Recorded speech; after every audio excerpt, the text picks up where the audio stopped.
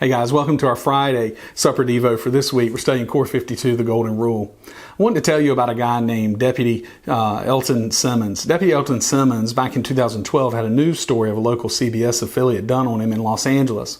See, he's a traffic cop, a traffic police officer. He goes out and he cites people for traffic citations, just different things. And unfortunately, for most traffic officers, they get multiple complaints in their career. And everyone is filed in their personnel file. They get multiple complaints.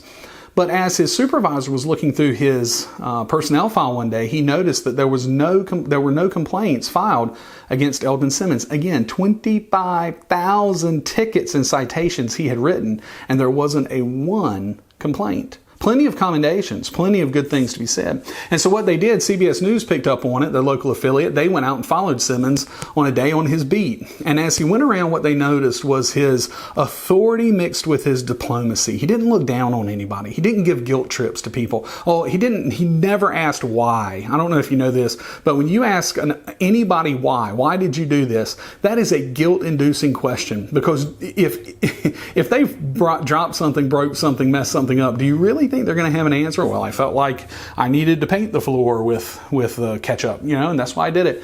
That why is such a guilt-inducing question. He never asked why.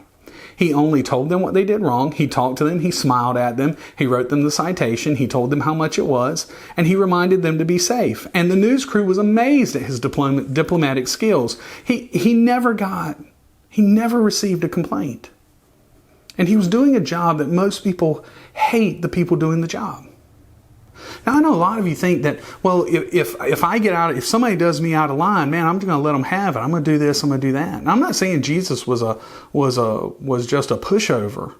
What I'm saying is that, we as Christians who follow our Lord Christ, we have to make sure that we're acting like our Lord Christ. When dirty people came around Jesus, he didn't run away from them. He went towards them. When people who were broken came to Jesus, he didn't run away from them. He went towards them.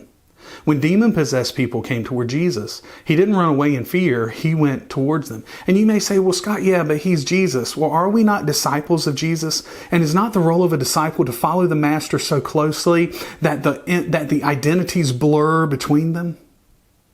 You see, as we read something where the writer of Hebrews writes in Hebrews chapter 12, verse 14, it says this: "Make every effort to live in peace with all men and to be holy.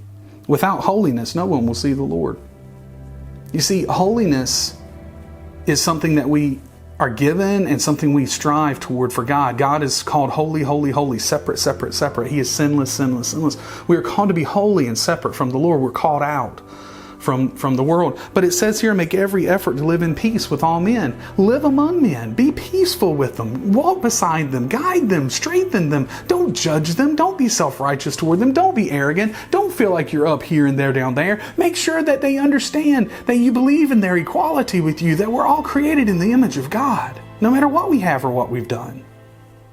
And in that, if you can find value in a person, then you're seeing them with the eyes of Christ, because Christ finds value in every single person. And so, that's your choice today. You can talk with your family about it.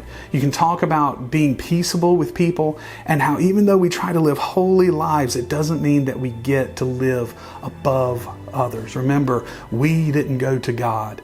God came to us. So be humble before our Lord today and love people as you want to be loved.